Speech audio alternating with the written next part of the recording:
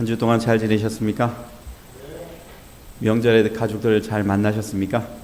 네, 다들 얼굴이 건강해 보이셔서 감사합니다. 바깥에 눈이 와가지고 저희들이 이렇게 왔다 갔다 하는 것들이 쉽지 않지만 하나님의 성전을 찾은 여러분들에게 하나님의 은혜가 함께 하시길 예수님의 이름으로 축원합니다.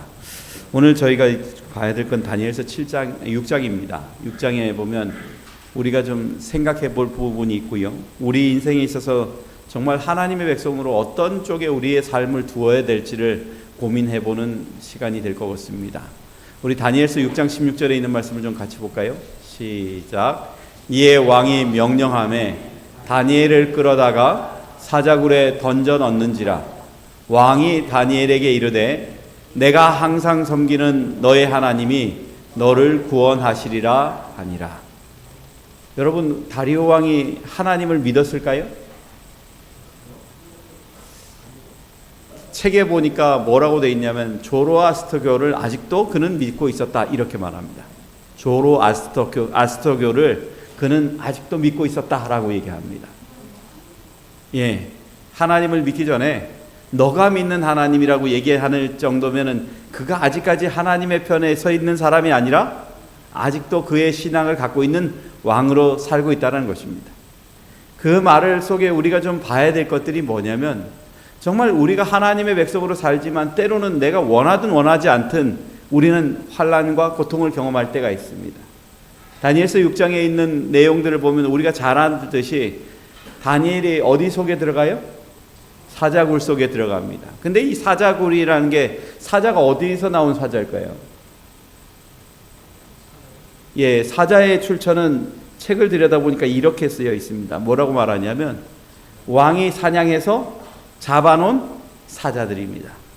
그러니까 얘네들이 어떤 목적을 두고 있을 때는 어떻게 해요? 밥을 안 주면 굶어 있기 때문에 얘네들이 사자에게 사람이 떨어지면 그 자리에서 잡아먹는 것입니다. 왕의 취미 생활로 잡아놓은 사자들인 것입니다. 이런 상황 속에서 다니엘이 들어가야 되는 이 상황은 썩 좋은 상황은 아닙니다. 그러나 우리가 다니엘서 6장에 있는 내용들을 보면은 다니엘에게 있어서 이 어렵고 위급한 상황이 올 때 그를 지탱해 줄 수 있는 힘이 있었는데 그게 뭐냐면 기도라는 것입니다. 그래서 우리는 위대한 기도자 다니엘이라는 얘기를 합니다. 다니엘서 6장의 1절에서 5절에 보면 다니엘에 뭐가 있어요? 승진이 있습니다. 그리고 그것과 함께 동료들의 시기가 있습니다. 그리고 6절에서 9절에 보면 기도를 금지한 다리오의 조서를 만들어 놓습니다. 그 이후에 10절에서 17절에 보면 다니엘이 기도하여서 사자굴에 던져짐을 받습니다. 18에서 24절에 보면 다니엘은 그런 던져짐에서 어떻게 된다고요? 구출되고 고소자들은 되려 어떻게 해요? 되려 반대로 들어가서 그들이 죽고 말았다는 것입니다. 그리고 난 이후에 25절부터 28절에 보면 뭐라고 말하는지 한번 읽어볼게요. 시작. 다리오가 하나님의 위대함을 공인함 이렇게 말합니다. 어쩌면 하나님께서는 그리스도인의 삶을 두고 얘기할 때 매 순간마다 그리스도인이 있다라는 것 속에는 하나님의 복음을 전할 기회를 우리에게 주신다는 것을 기억할 필요가 있습니다. 한 나라의 왕이라 할지라도 하나님의 백성이 있는 곳에는 그 사람을 통해서 하나님을 배우고 또한 하나님의 놀라운 능력을 볼 수 있는 은혜를 주었다는 것입니다. 우리는 하나님의 백성으로 살면서 매 순간 살아가지만 우리에게 정말 필요한 것들은 다리오가 하나님을 공인하는 것처럼 우리의 삶을 통해서 사람들이 하나님을 만날 수 있다면 우리는 그것이 최고의 기쁨이 되어야 된다는 것입니다. 그리고 또한 우리가 어떻게 살아가야 될지 어떤 마음으로 하나님 앞에 나아가야 될지 우리가 좀 생각해 볼 필요가 있습니다. 다니엘서 6장에 보면 다리오가 있고 그리고 좀 더 나가면 또 고레스가 있습니다. 여러분, 다리오 왕은 누구고 고레스는 누군가요? 다리오 왕은 아스티아게스의 아들입니다. 그래서 사악사레스 2세입니다. 이 사람이 바로 다리오 왕입니다. 근데 여러분, 예루살렘을 점령한 사람은 바벨론을 점령한 사람은 누구였죠? 고레스 왕입니다. 고레스 왕은 캄비세스 1세의 아들이에요. 근데 이 집안이 전혀 모르는 집안이 아니라 한 집안인 것입니다. 그렇죠. 사악사레스의 여동생 만다네를 이 여인이 꿈을 꿨는데 소변을 봤는데 온 세계가 다 젖는 것들을 보고 난 다음에 이 약한 바사에다가 시집을 보낸 것입니다. 그때에 캄비세스 1세와 함께 결혼하고 난 아들이 고레스고, 그리고 사악사레스라고 말하는 다리오 왕이 딸을 고레스와 결혼시킴으로 인해서 이 다리오 왕은 바로 고레스의 삼촌이면서도 뭐가 돼요? 장인이 되는 것입니다. 이 관계는 먼 관계가 아닙니다. 그래서 메데 페르시아라고 우리가 얘기할 때 메데 바사라고 얘기할 때 우리는 이 두 나라가 있음에도 불구하고 이들은 남과 북이 한 나라인 것처럼 어떻게 해요? 한 나라인 것입니다. 그랬기 때문에 이 나라에서 지금 다리오라는 이름은 다리오 왕이 바로 왕으로서 등극하면서 이 조카인 고레스 왕은 그 점령 정벌을 하고, 그리고 왕으로서 그 다리오가 그 역할을 하는 것입니다. 근데 우리가 보니까 여기 이렇게 말합니다. 그렇게 왕이 되고 난 이후에 일어난 일인데 지금 문제가 생겼어요. 왕에게 총리가 몇 명 있다고요? 3명 있습니다. 근데 그 3명 중에 한 명이 누구예요? 다니엘이에요. 다니엘이 총리 중에 장이에요? 아니면 총리 중에 한 사람이에요? 총리 중에 의입니다.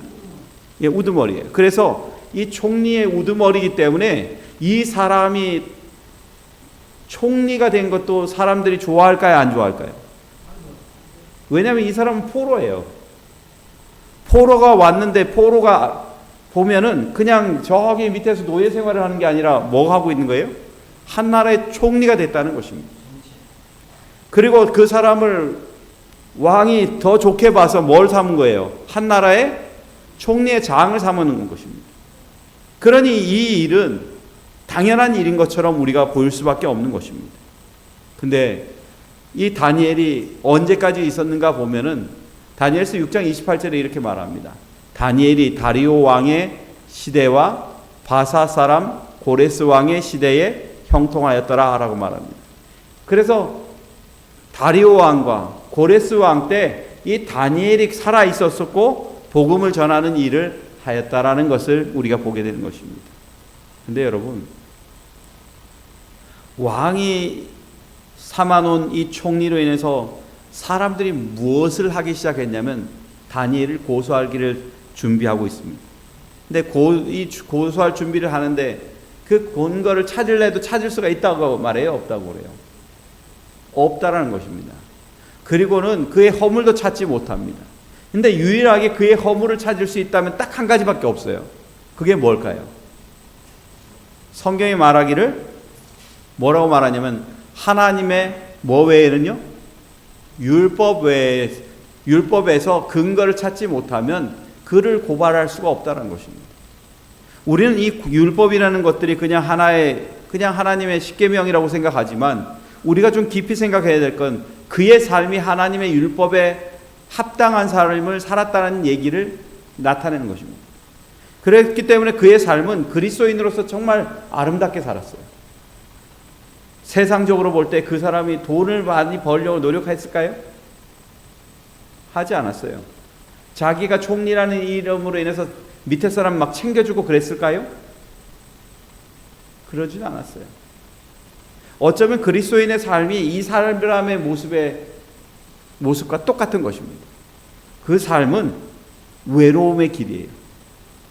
자랑하지도 않고 그렇게 하는 것입니다. 선지자 왕에는 이렇게 말합니다.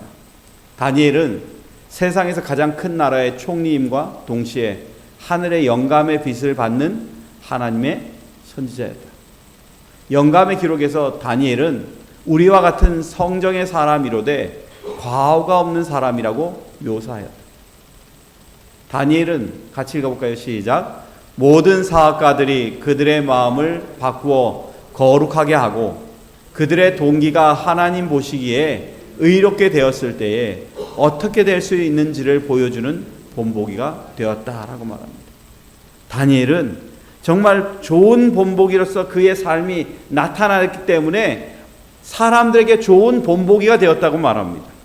그리고 그는 정말 하나님 앞에 의로운 사람이었을 뿐만 아니라 하나님의 영감의 빛을 가지고 있는 선지자라는 것입니다. 어쩌면 다니엘의 모습 속에 우리가 따라가야 될 모습은 뭐냐면 하나님의 백성으로서 선지자의 역할을 해야 될 뿐만 아니라 영감의 빛을 가진 사람으로 살아가야 된다는 것입니다. 우리가 영감의 빛을 갖고 있는 사람으로 안 산다면 우린 세상과 달라질 게 없습니다. 다를 것이 없죠. 근데 우리에게 정말 필요한 것은 뭐냐면 바로 하나님께서 원하시는 것에 우리가 어떻게 하느냐에 따라서 그것이 달라진다는 것입니다. 예언의 시내는 화익주 성경에 이렇게 말합니다. 현세에서의 성공과 내세를 얻는 성공은 작은 일들을 뭐 할 때? 충실히 양심적으로 돌보는 데 달려있다. 하나님의 사업에서 완전은 큰 일에서보다 못지않은 작은 일에서 나타난다. 하나님께서 당신의 영역에서 완전하신 것처럼 우리도 우리의 영역에서 뭐 해야 된다? 완전해야 된다. 다니엘이 그에게 정말 그를 고소할 만한 거리가 없다고 말할 정도면 그는 어느 곳에서 충실하였냐면 작은 것에서도 뭐 했다는 거예요? 충실한 삶을 살았다라고 얘기하는 것입니다. 오늘 우리가 하나님의 백성으로 살면서 작은 것에도 충실할 수 있을 뿐만 아니라 정말 균형 잡힌 품성을 갖기 위해서 준비하는 하나님의 백성이 저와 여러분 되시길 간절히 바랍니다. 그래서 우리가 정말 하나님 보시기에도 아름답고 세상 사람들 보기에도 흠잡을 데 없는 그리스도인의 모습이 우리 모두에게 나타나기를 간절히 바랍니다.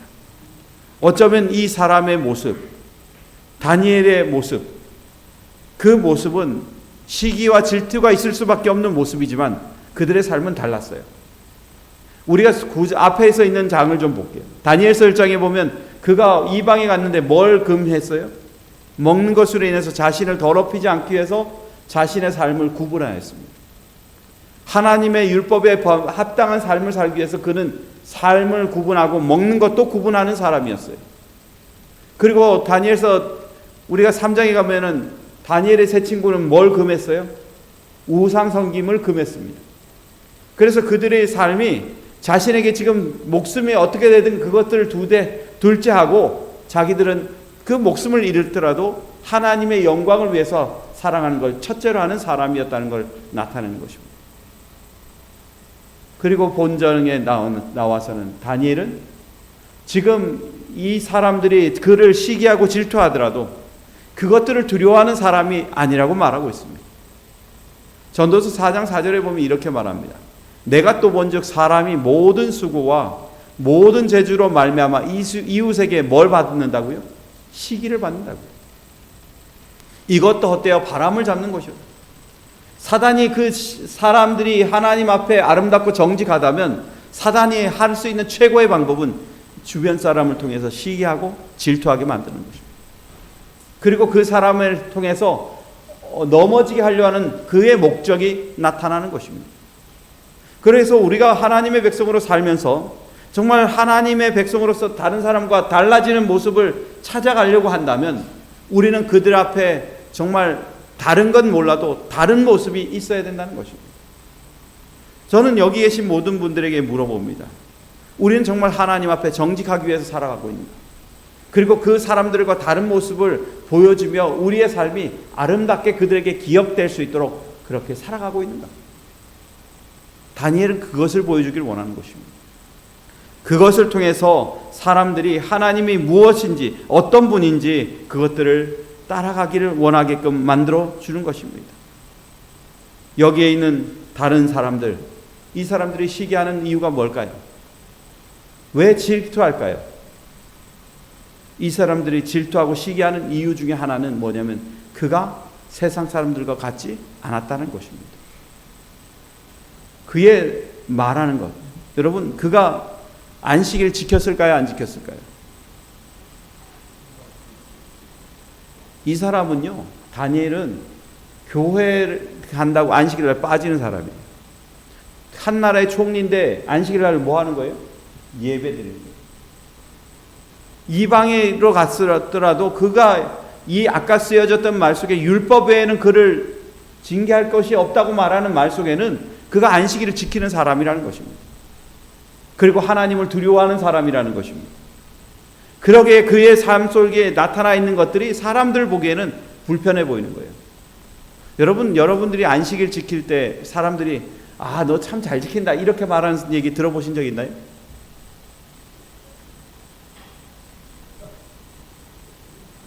예, 사람들이 너 잘 지킨다라고 얘기하는 사람 하나도 없어요. 너 때문에 우리가 더 불편해 이런 얘기합니다. 예, 믿으려면 저렇게 믿으라는 거는 보고 난 다음에 얘기하는 거죠. 보기 전에는 어떻게 해요? 너 때문에 우리가 불편하다는 거예요. 군대에 가도 그렇고 사회사람 만날 때 보고 그래가지고 오늘 우리가 토요일날 일을 해야 되는데 너가 빠짐으로 해서 다른 사람 사야 되고 얼마나 많은 불편함을 주는지 모릅니다. 다니엘이 그런 삶이었어요. 그러니까 여러분 다니엘의 삶과 우리의 삶이 다른 게 아니에요. 그러니까 같은 성정이란 말을 쓰는 거예요. 그래서 다니엘이 하는 행동이나 이런 것들을 보면서 정말 그가 어떻게 살아가는지를 좀 생각해 볼 필요가 있습니다. 그 사람들이 시기하니까 다니엘을 죽일 기회를 만드는 거예요. 그래서 그것 중에 답을 하나 찾았는데 그게 뭐예요? 바로 경배의 문제인 것입니다. 앞으로 30일 동안 뭐 하면요? 왕의 다른 신에게 기도하면 어떻게 해요? 사자고로 집어넣는 것입니다. 여러분 이게 무서운 것입니다. 사람들이 내가 넘어질 수 있는 길을 알아요. 근데 그 다니엘은 하루에 몇 번씩 기도합니까? 3번씩 기도해요. 이스라엘 백성들은 하루에 3번씩 기도합니다. 그래서 정말 매 순간마다 하나님과의 관계 속에서 그것들을 해결하고 하나님과의 관계 속에서 자신의 죄를 찾아가는 것입니다. 근데 여러분 다니엘의 하는 행동은 뭐였냐? 지금 자기에게 오는 위급한 순간에 올 때 다니엘이 선택한 게 무엇이냐면 그것들을 피하는 것이 아니라 바로 그것을 맞닥뜨리는 것입니다. 우리 다 같이 한번 읽어보겠습니다. 시작. 다니엘이 이 조서에 왕의 도장이 찍힌 것을 알고도 자기 집에 돌아가서는 윗방에 올라가 예루살렘으로 향한 창문을 열고 전에 하던 대로 하루 3번씩 무릎을 꿇고 기도하며 그의 하나님께 감사하였더라. 이렇게 말합니다. 저는 이 말씀 중에 깊이 생각해 봐야 될 것들이 뭐냐면 감사하였다는 것입니다. 나에게 이 고난이 있다는 것도 뭐 하라는 거예요? 감사하다는 거예요. 오늘 우리는 정말 다니엘이 한 행동들을 보고 놀라는 것들이 있어요. 첫 번째는 내 보라는 듯이 뭘 열고요? 창을 열고 보란 듯이 기도하고 그리고 보란 듯이 뭐 하는 거냐면 그것들을 하면서도 기뻐하며 하나님께 감사했다는 것입니다. 그리스도인에게 있어서 정말 무서운 것은 하나님과의 관계지 세상이 아닙니다. 여러분 당시에 우리가 잘 아는 것처럼 메데 페르시아 법은 왕의 조서에 도장만 반지가 찍히면 그때부터는 그건 반드시 뭐 하는 거예요? 실현이 되는 것입니다. 그게 에스더서에서 나와요. 바로 왕의 명의로 유다에게 조서를 뜻대로 쓰고 왕의 반지로 인을 치면 그 다음에는 반지로 인해 인친 조서는 누구든지 철회할 수가 없다라고 성경은 얘기하는 것입니다. 그러면 그는 잠깐 피할 수도 있어요. 그런데 그걸 피하지 않습니다. 되려 그는 보란 듯이 기도하는 것입니다. 우리가 좀 한 가지 기억해야 될 건 그가 공격받은 부분이 뭐냐라는 것입니다. 성경에 분명히 말합니다. 뭐 하면요? 율법에서 근거를 찾지 못함입니다. 그가 공격받은 것은 하나님의 율법을 기준으로 받는 거예요. 근데 여러분 우리가 하나님의 백성으로 살면서 하나님의 율법으로 공격을 받고 우리가 심판받는다는 걸 우리가 압니다. 근데 여러분 성경에 보면 하나님의 백성들을 위해서 사단이 벌이는 것이 뭐냐면 바로 증거와 계명에 관한 것이에요. 우리가 요한계시록 12장 17절에 있는 말씀 한번 기억해 볼까요? 시작. 용이 여자에게 분노하여 돌아가서 그 여자의 남은 자손 곧 하나님의 계명을 지키며 예수의 증거를 가진 자들로 더불어 싸우려고 바다 모래 위에 서 있더라. 이렇게 말합니다. 여러분, 앞으로 오는 세대에는 이 계명과 증거로 인해서 하나님의 백성과 그리고 사단은 전쟁을 합니다. 근데 그것들을 통해서 지금 그들에게 요구하는 건 뭐냐면, 계명에 그들이 잘못한 게 드러나지 않는다면 어떻게 할 수 없다라는 그것처럼 우리의 삶이 어떠해야 될지를 첫 번째는 알아야 되고요. 두 번째는 하나님의 계명을 지키는 사람과 그리고 그것에 대한 증거를 가진 사람으로 우리가 살아야 된다는 것입니다. 하나님에 대한 계명, 우리가 잘 아는 것처럼 하나님의 율법에서 근거를 찾는 것처럼 그들은 하나님을 두려워하며 하나님 앞에 나아가는 사람이었습니다. 하나님 외에 다른 신을 두지 않는 사람, 하나님의 계명인 안식일을 지키는 사람, 그들은 하나님을 두려워하는 마음으로 사람을 선대하는 사람, 그 사람들이 하나님의 계명을 지키는 사람입니다. 그리고 증거는 어떤 것일까요? 내 삶에 어떠한 일이 있더라도 하나님을 제외한 어떤 것도 받아들이지 않는 하나님의 백성의 삶이 그곳에서 시작되어야 된다는 것입니다. 그래서 다니엘은 선택합니다. 기도로서 나의 생명을 가져간다면 나는 뭐 하겠다는 거예요? 기도하다가 죽겠다는 것입니다. 오늘 하나님의 백성으로 사는 많은 사람들이요, 그 기도함과 믿음의 관계 속에서 어떤 것을 선택해야 될지 참 고민할 때가 있습니다. 근데 제가 들은 얘기는 이런 얘기가 있었어요. 예전에 제7일 안식일 예수여행교회가 교인들이 한 마을에 있었어요. 근데 무슬림들이 이제 무슬림 신앙을 받아들이면서 이 사람들이 산악 지역에 있는 사람들인데 칼자를 들고 가는 것입니다. 그러고는 말합니다. 너가 예수를 믿든지 알라를 믿든지 선택해라. 알라를 믿으면 뭐 하고요? 살고, 예수를 믿으면 죽는다는 것입니다. 그때 있었던 인도네시아에 있는 많은 사람들이요, 그곳에서 죽었어요. 한 아이가, 그곳에 있는 아이가, 제가 들은 얘기인데, 그때 아이는 지금 그 사람은 자라서 일요일계를 예배를 드립니다. 근데 그 아버지가 재림교인이 있어요. 근데 아버지가 이 무슬림인데 죽는 걸 이 아이가 봤어요. 그리고 숨어서 도망가서 외부로 돌아가서 이제 겨우 사는 것입니다. 뭘 선택한 거예요? 그들은 하나님을 선택하는 것입니다. 내 목에 칼이 들어오더라도 하나님께서 차라리 내 삶을 인도하시는 그 길을 따라가기로 결정한 사람들이라는 것입니다. 오늘날 많은 사람들에게 사단은 질문합니다. 너희는 하나님의 계명을 뭐 할 수 없다? 지킬 수 없다는 것입니다. 우리 자신의 힘으로는 계명을 지킬 수 없다는 것이 사실이죠. 근데 여기 보면 이렇게 쓰입니다.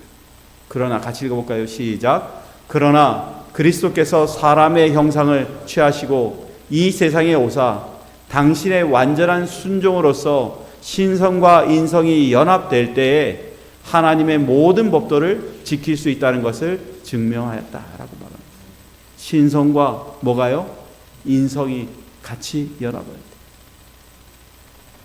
오늘 우리에게 있어서 정말 하나님의 뜻들을 섬기기를 원한다면, 우리는 지금 하나님의 뜻을 이해하기를 원한다면 신성의 만남을 경험해야 되는 것입니다. 성령의 경험을 통해서 우리의 삶이 하나님과 연합될 뿐만 아니라 나에게 어떠한 상황이 오든 그것들을 받아들일 수 있는 믿음의 신앙이 지금 시작되어야 된다는 것입니다. 그러게 여러분, 지금에서 멈추지 마시고 환난과 핍박이 있다는 그 시대가 온다면 그것들을 통해서 하나님 앞에 나아갈 수 있는 믿음의 사람이 우리 모두가 되기 위해 준비하는 하나님의 백성 되시기를 간절히 바랍니다. 여호수아서에 보면 이런 말씀이 있죠. 너희가 섬길 자를 오늘 택하라. 오직 나와 내 집은 누구를 섬기리라? 여호와를 섬기겠노라. 그것이 우리의 신앙이 되어야 됩니다. 우리의 신앙이 될 뿐만 아니라 매 순간마다 하나님과의 관계 속에서 계속 우리는 그것들을 싸워나가면서 이겨나가야 되는 것입니다. 믿음의 도덕들은 그것을 위해 싸웠습니다. 우리가 잘 아는 것처럼 잉글랜드의 신학자라고 알려졌던 존 위클리프는 하나님의 성경을 영어로 번역하는 일을 했습니다. 그러면서 그 조항권에서 말하고 있는 모든 것들이 잘못됐음을 알고 사람들에게 전하고 그렇게 했습니다. 그렇지만 그가 매 순간마다 뭘 받았냐면 반대를 만나요. 특히 천주교에서 그 일을 만났습니다. 너 죽을 수도 있어. 그런 일들을 경험합니다. 그때 그가 했던 말입니다. 각시대 대쟁투에 이렇게 말합니다. 같이 읽어볼까요? 시작. 어찌하여 너희들은 순교자의 면류관을 멀리서 찾고 있노라고 말하느냐. 그리스도의 복음을 저 교만한 주교들에게 전하라. 그리하면 순교는 틀림없이 오고 말 것이다. 살아서 침묵을 지키고 있어야 한다고 결단코 안 될 말이다. 탄압하려 하거든 해보라. 나는 그 일이 있기를 기다리고 있다. 여러분, 오늘 우리에게 있어서 정말 필요한 것은 하나님께서 우리를 위해서 주신 그 길에 우리가 순종할 수 있는 믿음을 달라고 기도하는 다니엘과 같은 사람이 될 수 있도록 하나님 앞에 기도하는 백성이 되시길 간절히 바랍니다. 우리의 기도가 멈추는 그 순간부터 우리는 그것들을 잊어버릴 수밖에 없어요. 우리가 멈추는 그 신앙을 할 때 정말 하나님의 뜻들을 이해할 수 없어요. 어떻게 다니엘이 그 일을 할 수 있었을까요?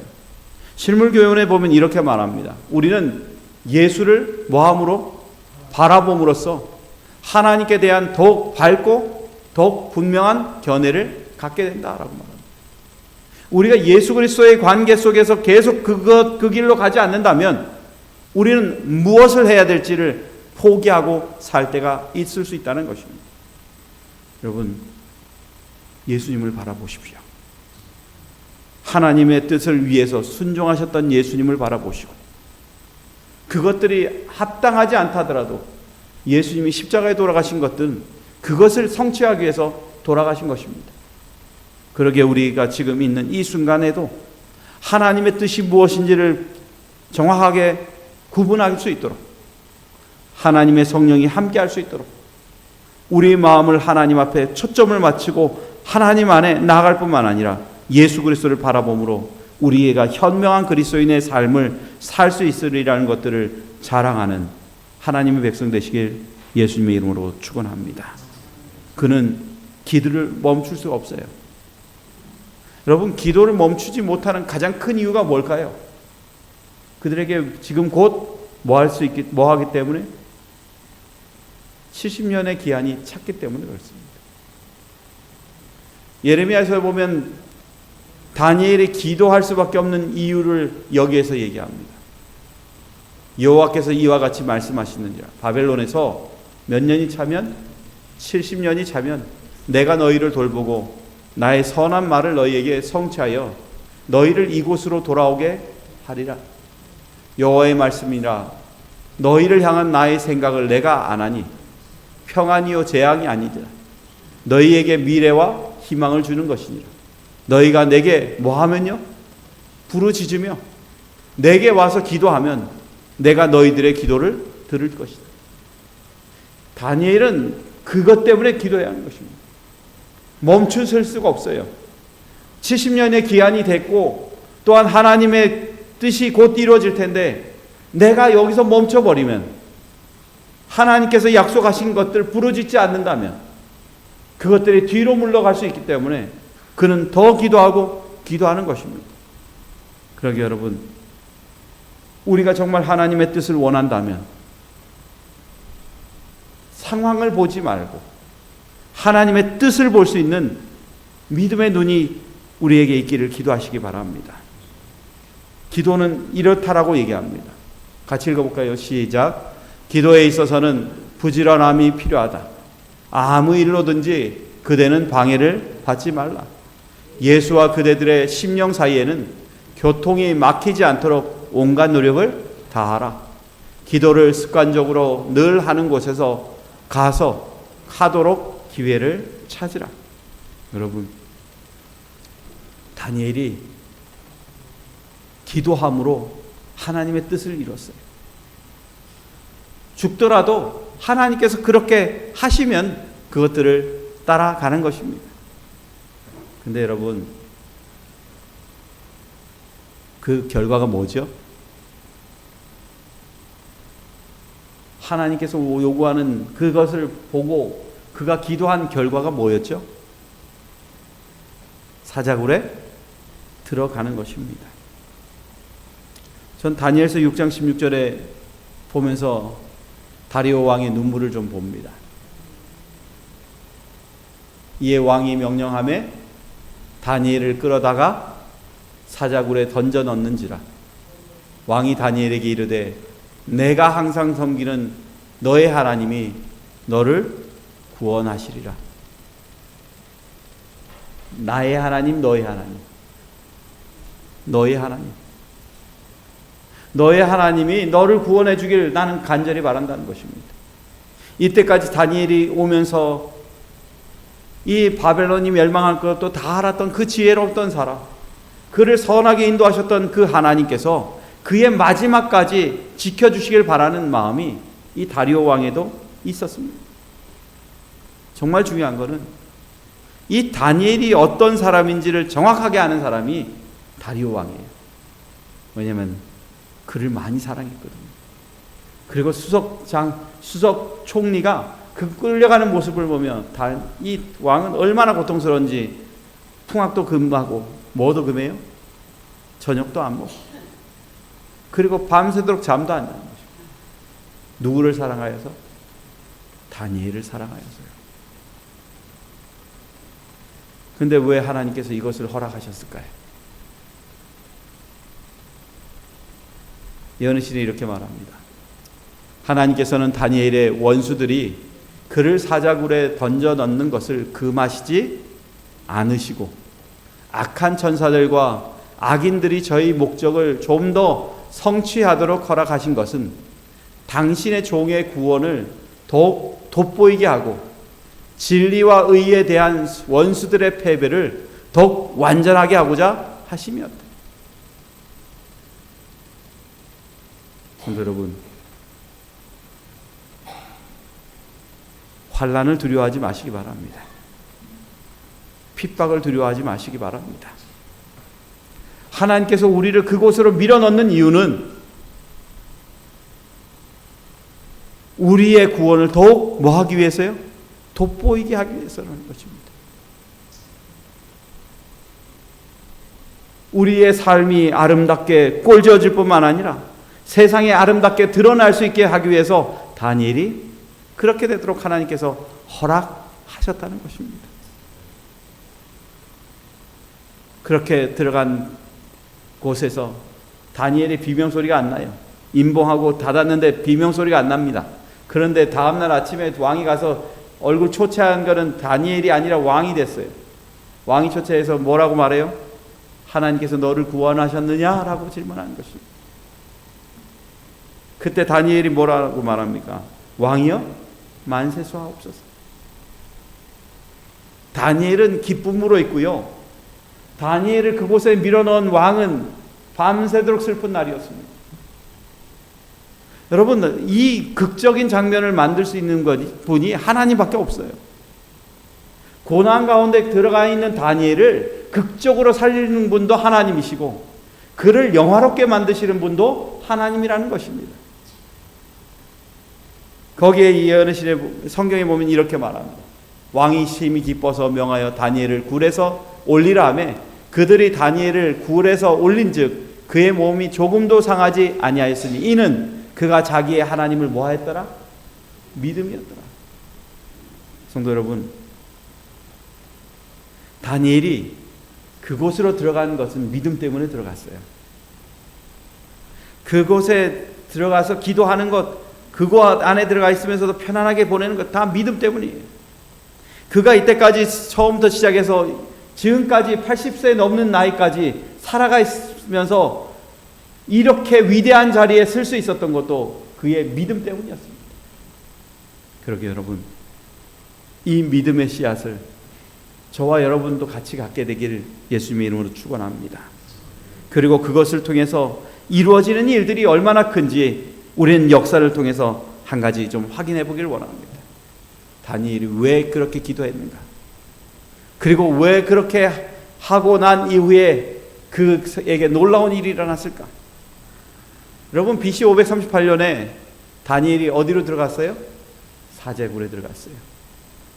이제 기간이 얼마 안 남았기 때문에요. 그리고는 537년에 이것을 통해서 하나님께서 다니엘을 통해서 고레스 앞에 가게 만듭니다. 그리고는 537년에 고레스 원년에 뭐가 떨어져요? 해방령이 떨어집니다. 그리고는 536년에 뭐가 돼요? 귀환이에요. 여러분, 하나님께서 약속하신 것들이 지금 이루어지고 있는데 그것들을 가만히 보고 있을 사람이 어디 있겠습니까?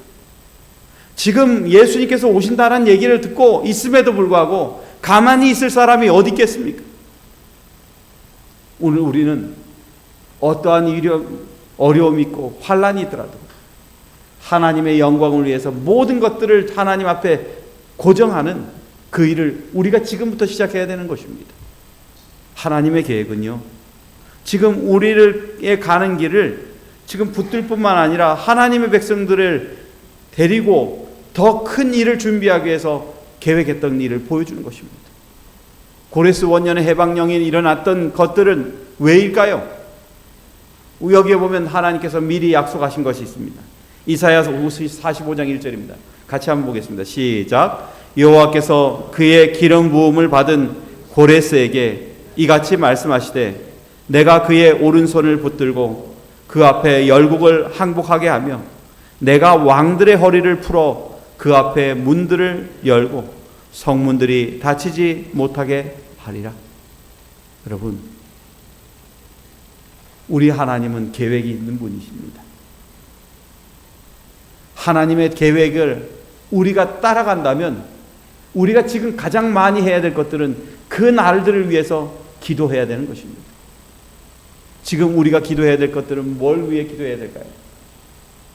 예수님의 재림을 위해 기도해야 됩니다. 다니엘은 이스라엘 백성들이 해방되는 그 날을 위해서 목숨을 걸고 기도했다면 우리는 지금 목숨을 걸고 예수님의 재림을 위해서 기도해야 되는 것입니다. 오늘 우리가 그것들을 위해서 정말 하나님의 나라를 그리워하는 백성으로 우리의 시선을 하늘로 고정한다면 우리에게 오는 두려움과 시련은 잠깐 지나가는 것임을 기억하시길 바랍니다. 그것 이후에 하나님께서 준비하신 것, 그것들을 받는 사람이 저와 여러분 되셨으면 참 좋겠습니다.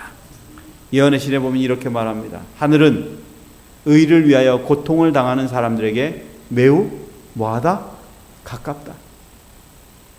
그리스도께서는 당신의 충성스러운 백성의 이해와 관계를 당신의 것과 동일시하시고 몸소 당신의 성도들의 고통에 동참하심으로 누구든지 당신의 택하신 사람들을 해하는 것은 곧 그리스도를 해하는 것이다.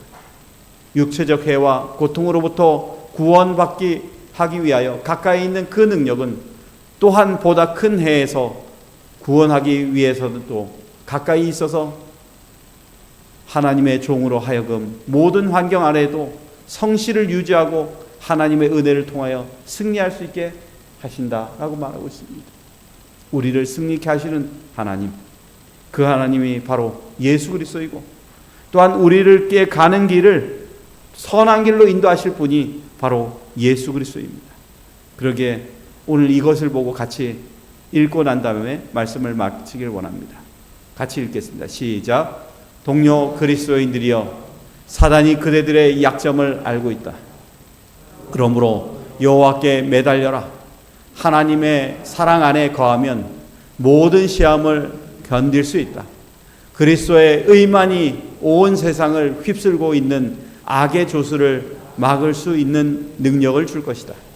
그대의 경험 중에 믿음을 행사하라. 믿음은 모든 짐을 가볍게 해 주고 모든 피로를 풀어준다.